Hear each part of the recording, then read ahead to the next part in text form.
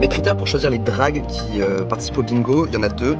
Le premier, c'est qu'elles soient au moins venues une fois à un bingo, voir à quoi ça ressemble. Et de deux, que je les ai déjà vues hoster, que j'ai déjà vu à quoi elles ressemblent en prenant la parole, quoi. Sativa et Alice, ils ont un charisme qui est incroyable. Donc ce soir, ça va être vraiment cool, je pense.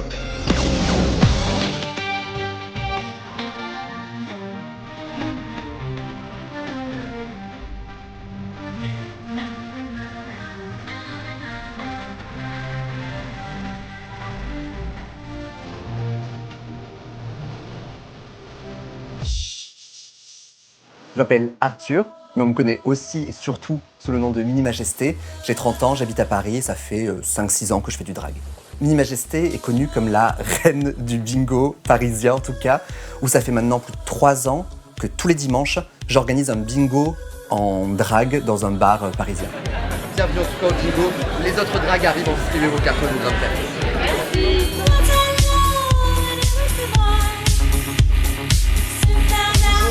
Je ne suis pas seul ce soir, je suis accompagné de 2 personnes qui font partie de la House of Fugly. Sativa Blaze!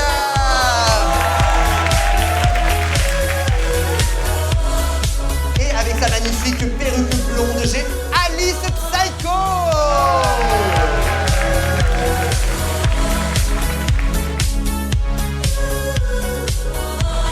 Le bingo drag, c'est un concept qui existe depuis une éternité aux États-Unis.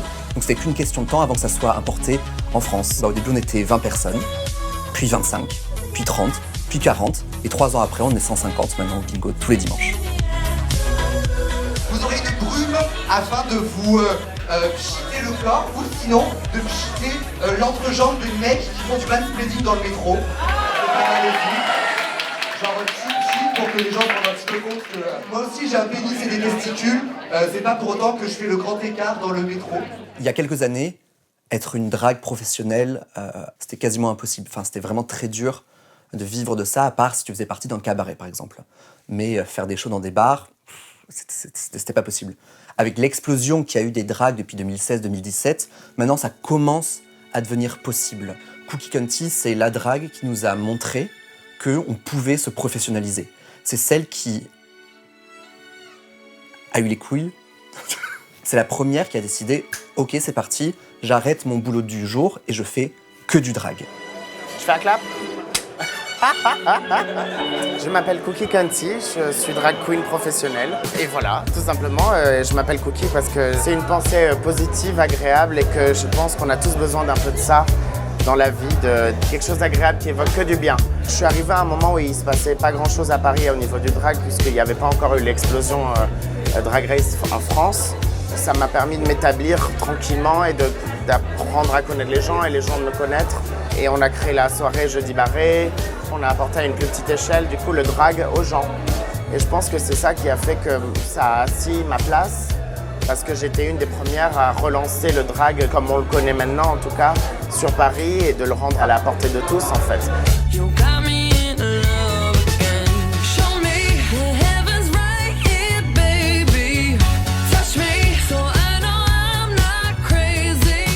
En tout cas, ça a toujours été d'essayer d'apporter le plus de... juste apporter du bonheur aux gens. Et quand je me suis aperçu que c'était le cas et que ça comptait vraiment pour des gens, je me suis fixé cet objectif de continuer et de faire toujours au mieux pour apporter cette bienveillance. Et j'ai toujours eu beaucoup de respect pour les anciennes, celles qui étaient déjà dans le milieu. J'ai essayé de marcher sur les plates-bandes de personnes en fait pour avancer. Donc en fait, on m'a laissé grandir parce que justement, c'était organique.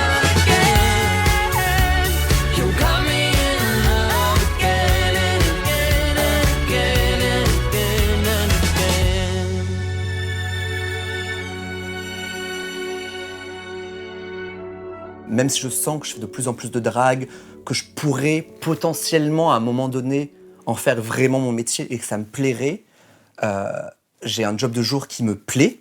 Vraiment, je suis ingénieur en colorimétrie. C'est un job que j'ai fait des études pour. C'est pas un job par défaut, mais je sais qu'il y aura ce moment d'inflexion où je vais décider de lâcher mon job de jour pour faire du drag mon métier principal. Il faut juste qu'il y ait encore un petit peu cet emballement qu'on sent de plus en plus. Hein, ça va arriver, c'est qu'une question de temps. Est-ce que ça sera dans 1 an, dans 2 ans, dans 5 ans?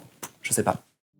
Minima, elle a un drag qui est beaucoup plus politisé que performatif. Et je pense que c'est hyper important d'avoir justement ce genre de queen qui prennent la parole et qui savent mettre les mots sur certaines problématiques. C'est le genre de queen qui va être très au courant de l'actualité et qui va justement se servir de sa position et de son pouvoir pour éduquer les gens et faire avancer les choses en quelque sorte. Le fait que je sois très vocal sur les droits de la communauté, LGBTQI+,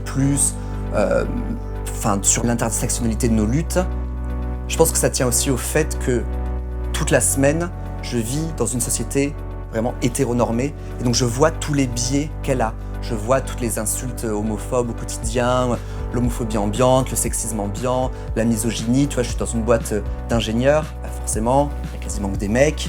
Et le nombre de fois où j'ai entendu mes collègues siffler des meufs dans la rue, c'est scandaleux, quoi. Donc au moins, ça me le rappelle. Tu vois, je suis plongé dedans tous les jours. Donc ça me donne encore plus envie de le crier haut et fort quand je suis en drague, parce que je sais que c'est pas quelque chose qui est réglé du tout. Il faut qu'on continue à se battre au jour le jour, dès qu'on en a la moindre occasion, pour faire passer des messages. En plus du bingo, j'espère que les gens me connaissent pour un événement que j'organise tous les ans avec Émilie Tante et Enza Fragola, qui s'appelle le Sidraction, où on va récolter de la thune pour la lutte contre le VIH et les hépatites. On est 80 drags, on appelle ça un drag attack, et on va réinvestir la rue pour récolter de la thune pour la lutte contre le VIH qui, symboliquement, quand même, reste une lutte de la communauté. Le drag, c'est pas que monter sur scène, faire ton numéro et ressortir. Le drag, c'est aussi pointer du doigt les problèmes qui existent dans notre société et les mettre en exergue pour essayer de les combattre. Je pense que la drague est tout le temps un petit peu... Parce que du coup, j'avais envie de dire tête de peloton, mais j'ai pas envie de parler de foot. C'est pas du foot? Non, c'est du cyclisme. C'est du sport, quoi, Berk.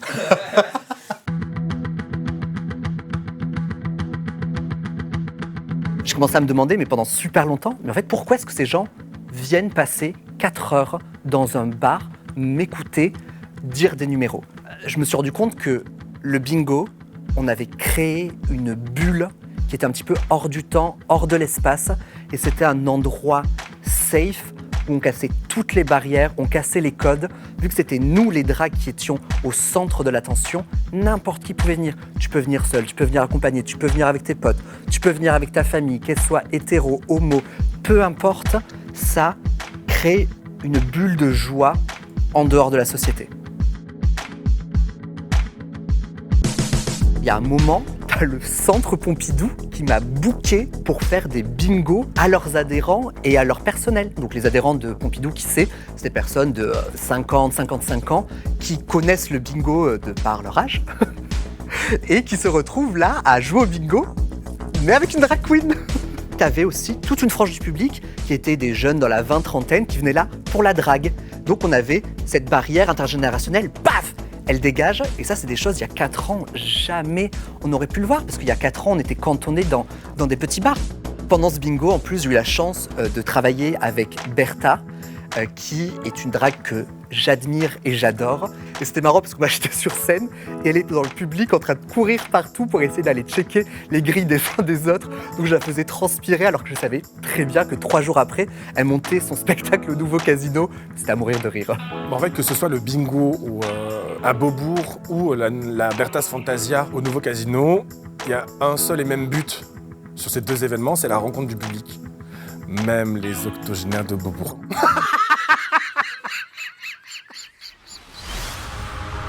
C'est clair qu'il y a cette pression de la satisfaction du public. 500 places, 500 personnes, toute une soirée. Combien de gens m'ont dit